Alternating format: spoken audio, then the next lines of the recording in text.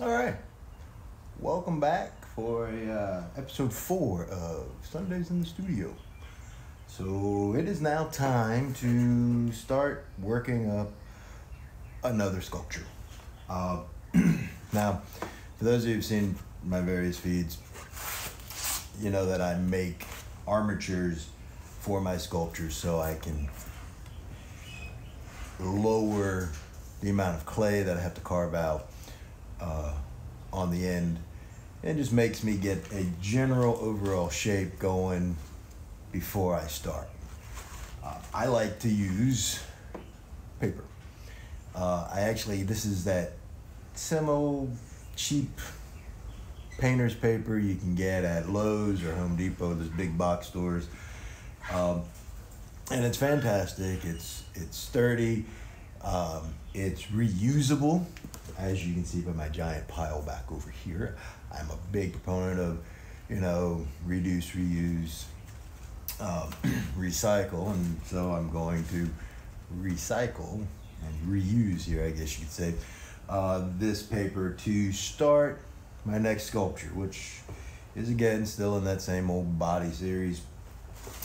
This is a quick little sketch up of the piece. You can see there's a couple of boots on there walking over the top of a body. And for this piece, I'm gonna make it'll probably be about 2 foot long and probably, I can't top out much more than 2 foot as far as height goes.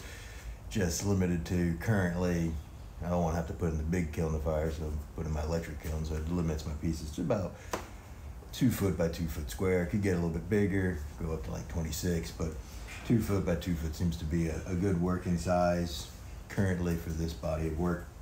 But what I like to do is start from a drawing, and then I start taking these old chunks here, and I start, of course they've already been kind of squeezed together,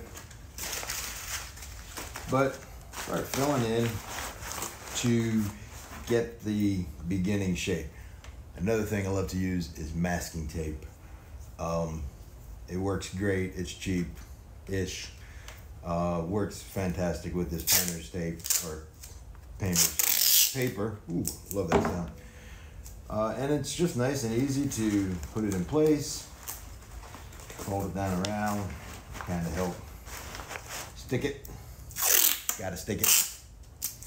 And this is, the beginning of an armature. This will usually takes me about, depending on the size, an hour or so to build one of these armatures. But it allows me to get the form roughed out, and that is important. Having a roughed out form makes my life a little bit easier when I go to constructing it, which cuts my time down on the building end down significantly. So I'm able to really get the majority of these sculptures roughed out in about 7-8 hours or so, straight up working time. And like I say, this one is going to be of a poor person's stomach being walked on by these boots, kind of leaving out that aspect of being walked over, because you're quiet and you sit back and you don't want to say anything because you don't want people to notice you. I love that sound. So this is the joys of sculpting in the studio on a beautiful Sunday. Able to open up both doors.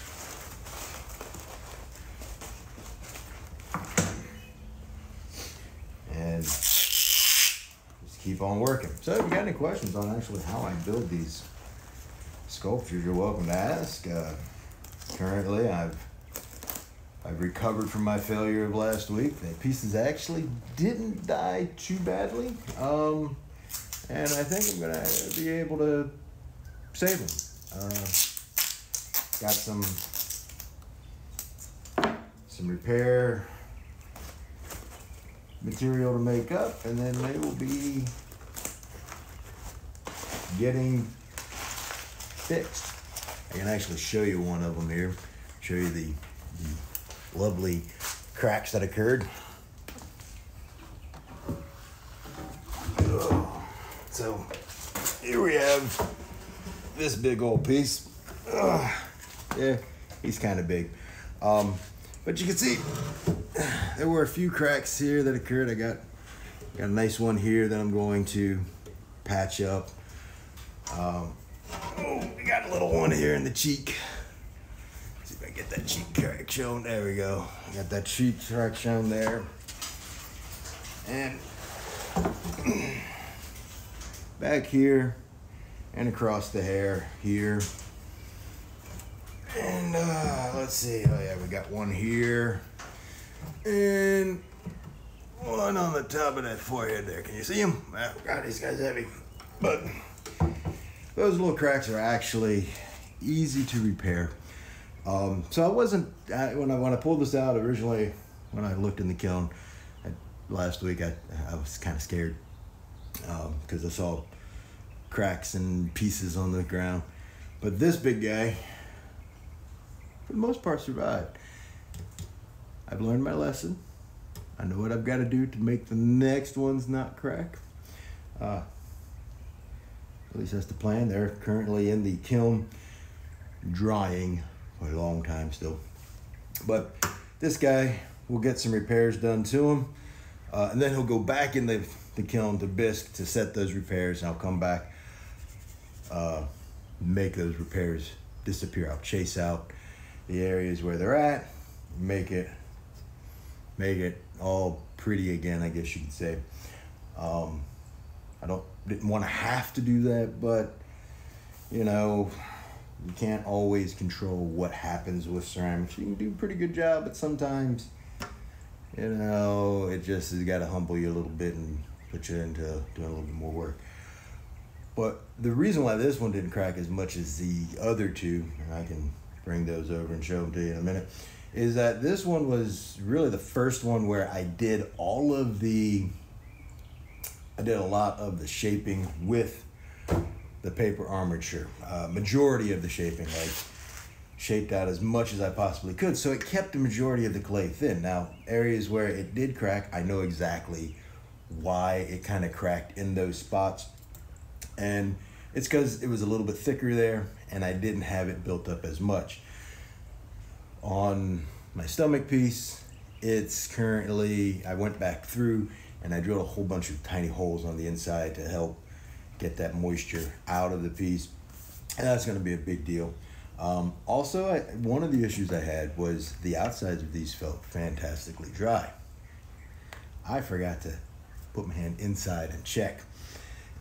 And that's where the majority of the moisture still was, because this one's hollow on the bottom. There's no areas on the top for moisture to escape or to have been dried out from inside and out. And if I was smarter when I was putting it in the kiln, instead of standing it up as you see it like this, I would have laid it down so that this opening on the bottom side was not blocked off.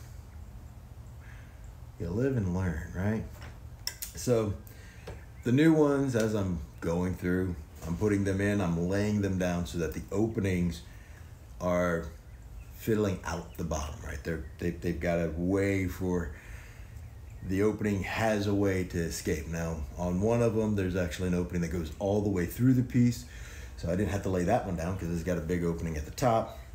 The other one I did have to lay down to get to that opening, and it's made a big difference in the drying process, sped it up, and it's just one of those things that, you know, you do things for so long and you get away from it, then you get back to doing it and you just forget that little trick. So if you are working on big things like this, if you can,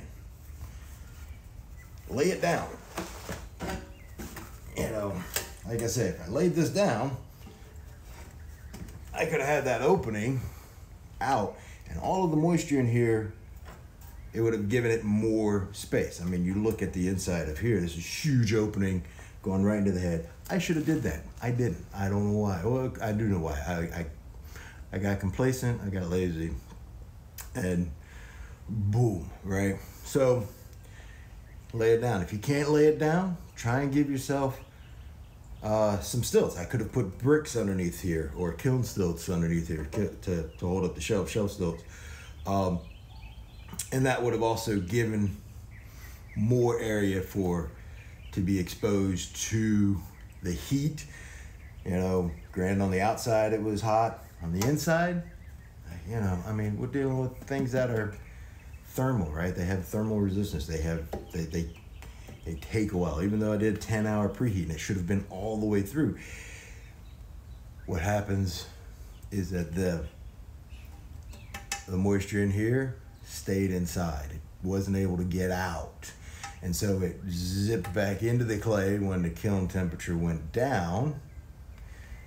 And while it wasn't a lot, it was enough to cause my cracking that occurred here. So we're going to eliminate that aspect on the next pieces. So now I'm gonna go ahead and move this big old boy back to where he needs to go.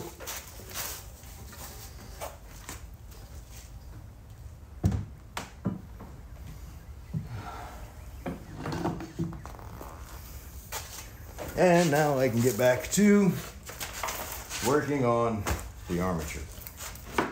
And this is really, I mean, it's just, you know, you take the paper, you crumple it up, you put it into place, you put the next piece down, you crumple it up, you put it into place, you make that fun sound with the masking tape. And you do it again, and you do it again. And you just keep doing it, right? I mean, it's till you get your form that you want built up underneath your clay. So this is some of this. You know, I'm wrapping my tape around. I will end up having to cut some of this tape away when I go to remove the piece there. Sometimes you're looking to have a piece fall off, so you got to put it back in place. And it's just a process, right? Crumple, tape, repeat. Crumple, tape, repeat.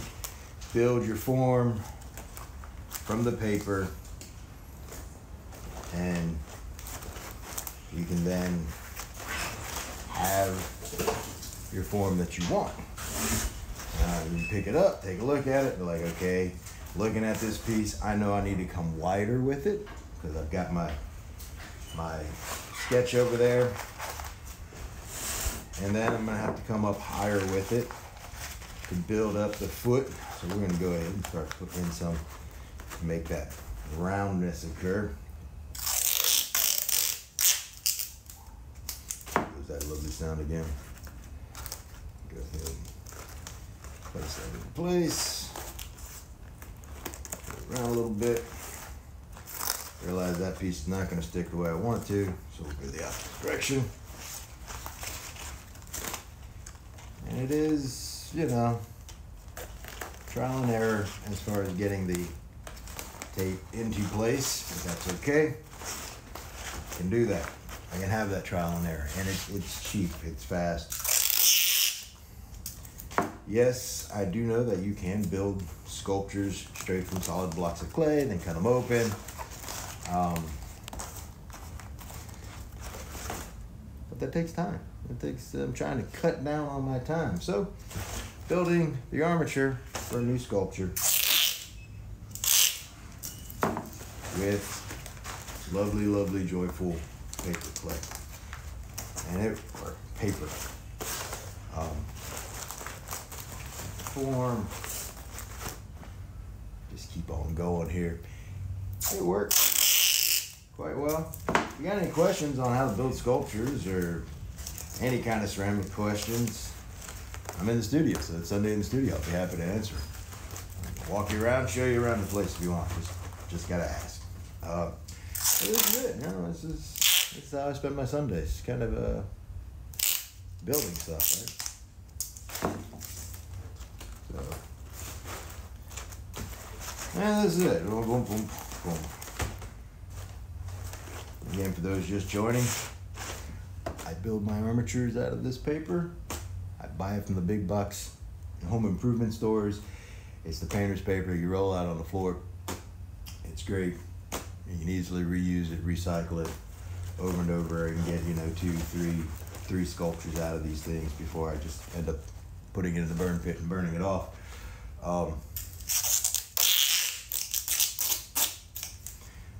But it makes a big difference in my construction time.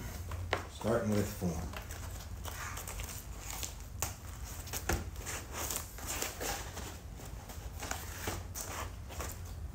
Put some more on that side there. So come through here.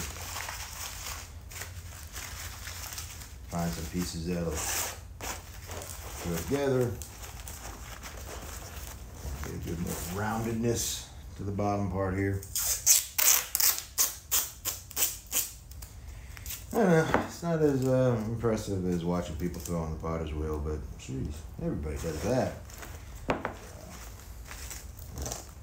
How many times can you watch somebody make a bowl? How often do you get to watch somebody make a sculpture? I don't know.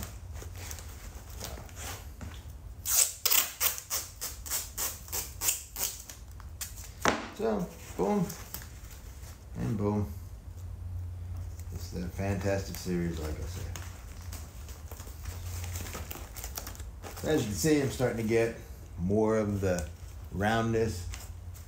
It's smaller at the top, rounder at the bottom. Kind of like, all right, exactly like me. I'm pear-shaped from the waist up. This is pear-shaped from the waist up. So we go this way, keep building. Now on my drawing, I've got some boots that are walking over the surface of this piece. And so looking at this, thinking about maybe I'll build this area up here because I want that to be there. And then I kind of want those boots to almost look like they're pushing into the clay, into the stomach, instead of like having some serious weight there. So we're gonna have to build it up. Then I'm gonna wrap this section in a piece of uncrumpled clay or paper so that it gets a good, I like that look. So then I can build the boots on top of that and make it look like they're pushing down. And by wrapping it in a solid piece of paper, it cuts down, it keeps me from having all of these areas where clay will get stuck, gives me a flatter interior part, and gives a little bit more support on the armature itself. So put that in place.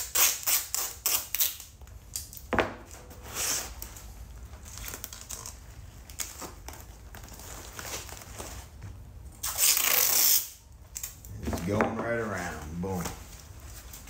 This is why I love masking tape. It's cheap, it's easy to peel up. Rolls around. Makes a nice surface. Now I'm bringing out this lovely piece of paper. I'm gift wrapping it, if you want to go that far. I guess I'm tapping into my love of Jean-Claude and Christo wrapping things. I hate wrapping presents, but I love wrapping sculptures.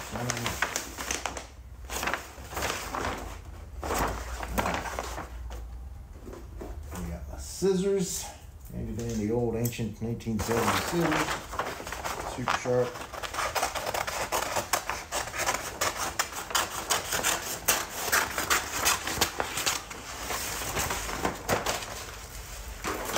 And boom, now we can go ahead and start forming this over the top here.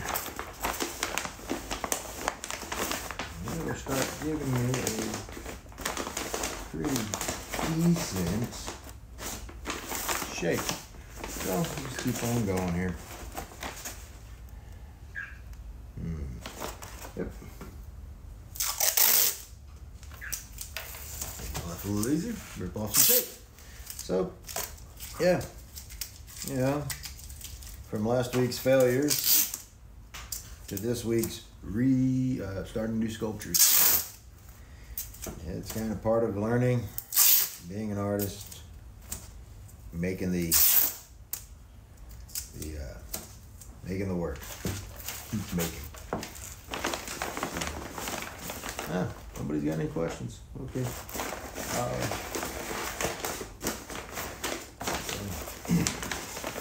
By the way, if you ever suffer from what my students affectionately call artist block,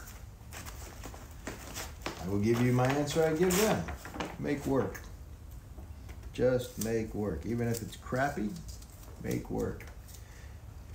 If you make the artwork, even if it's crappy, you're still going to be making stuff.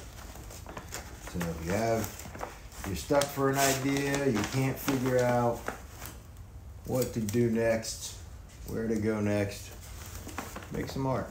Just make crappy art. Just doodle. Do whatever you possibly can. Keep your hands, your fingers, your brain working and moving, and you will break through that block. Now, and the more you do it, the more you make, as I tell them, the easier it becomes to not have artist block. Also, don't worry about making everything perfect. I think that's the biggest issue. People worry about failing, they worry about their art not being perfect. Don't worry about making it perfect. There's always that famous quote that people like to bring up by Salvador Dali. Don't worry about perfection, you never reach it. Well, it's true. Don't worry about making the work perfect. It doesn't have to be perfect. It doesn't have to be seen. You just have to make it. You do that. You make the piece. If you make the art, you will get through that artist block. Who knows? Maybe those silly little doodles you made will lead to a series of work, or the new art piece that you want to create, or it could lead to an art piece that you want to create, years down the line. You just be like, hey, I remember that idea I had. Maybe it'll work out great. Go ahead and flip that over. Gift wrapping a sculpture. Joys of making an armature. Once I have this in place, then I'll go ahead and start roughing out the clay once I have all of this sculpture shaped up.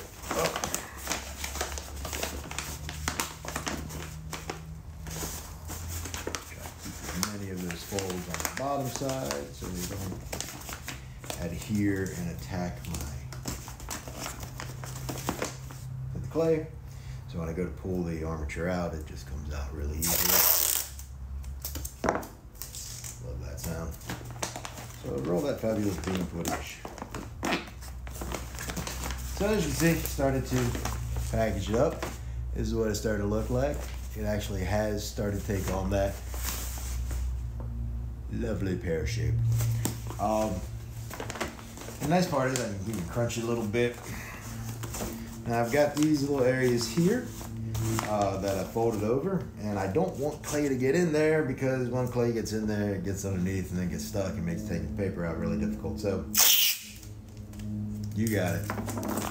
Back to the masking tape. I can take that masking tape, lay it in place, put a couple of layers on it, and boom, it will actually act as a nice resist again to that clay while still giving me that nice shape I want.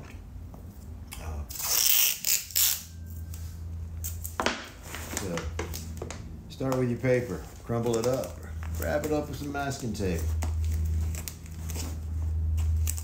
Start putting it together into the form you want.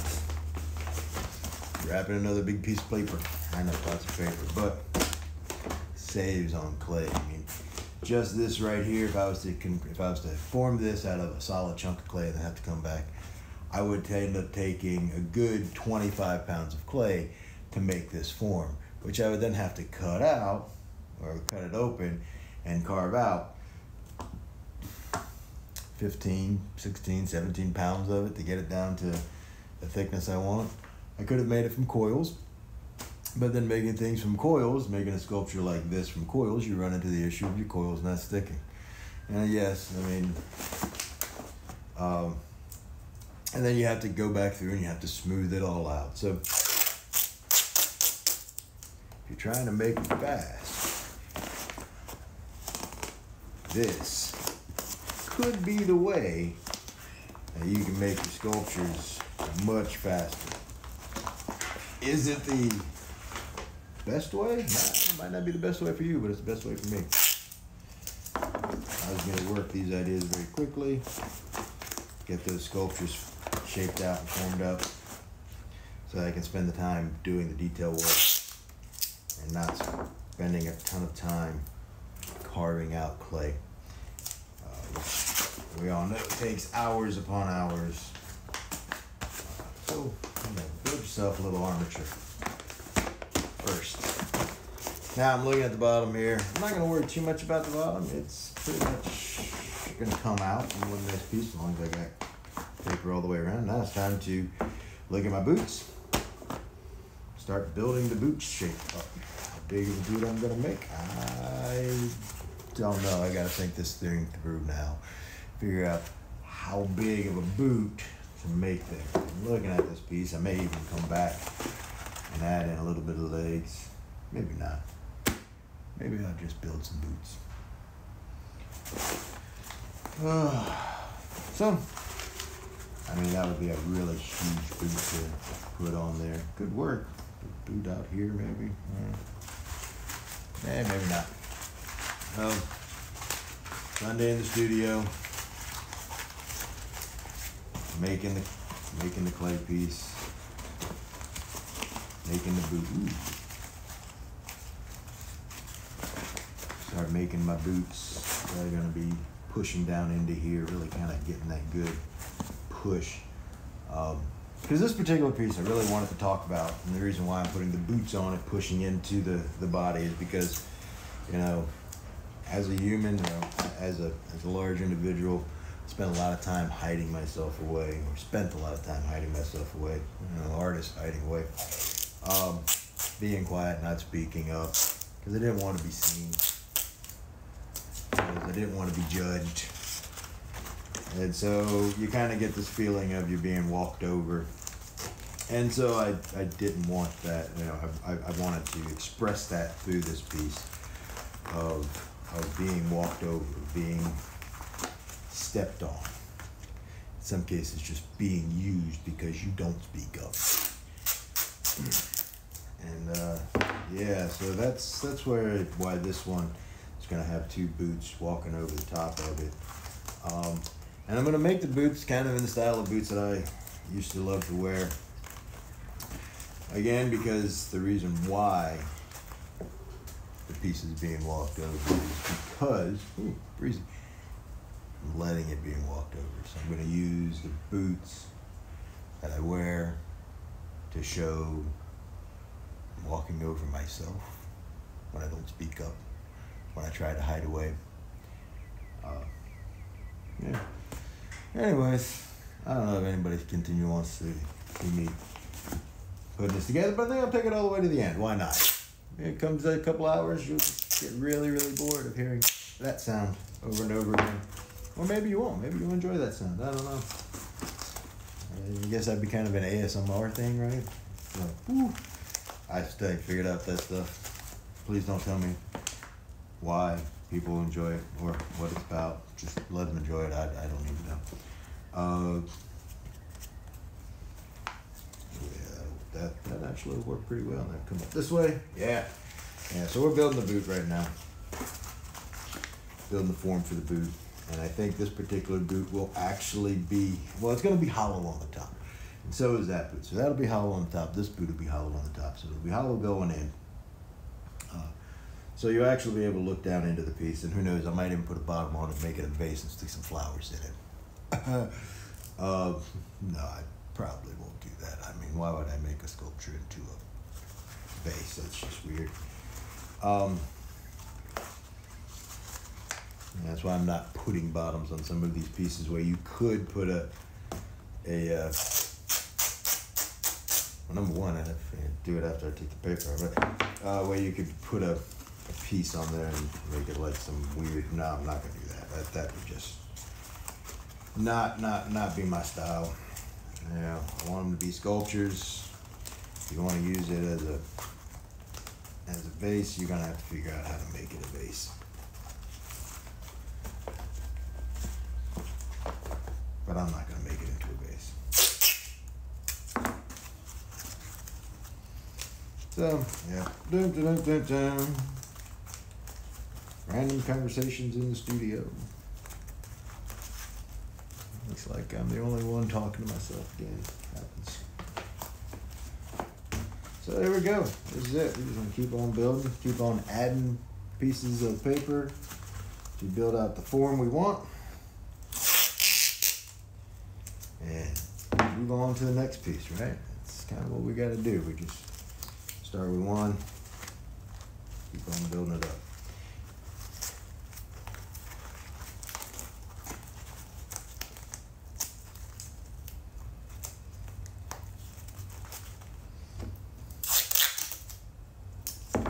Look, it's a baby boot. Hey, look, little baby boot. Alright. So.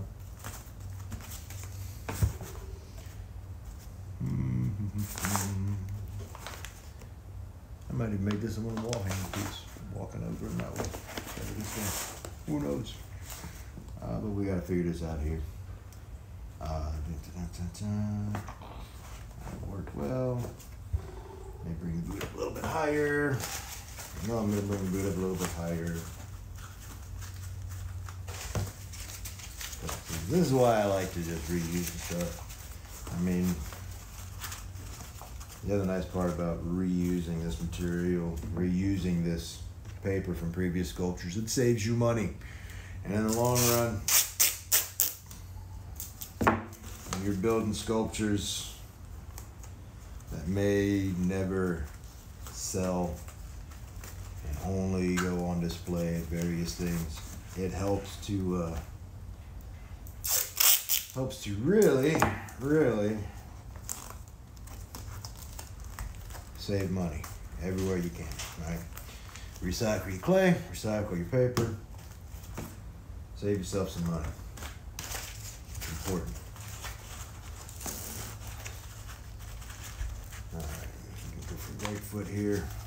Go for the boot a little bit more.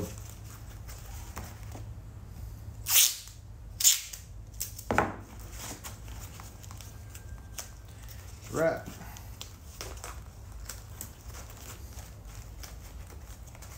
And boom. And do it again. Wrap and boom. Wrap and boom. Alright, well, I'm going to keep making this here sculpture. Eventually, when I finish this entire thing, maybe I'll be able to show you what the final piece looks like. But for now, that is today's episode number 4 of Sundays in the Studio in the Bag. Again, if you have any questions, any comments, want to know more about what I do, how to build these things, thought I was pretty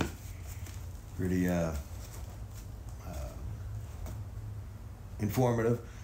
But if not, if you have any questions about it, just ask, because yeah, that's what we're doing. So have yourselves a great day. Be kind to yourselves, be kind to others, and go make some art.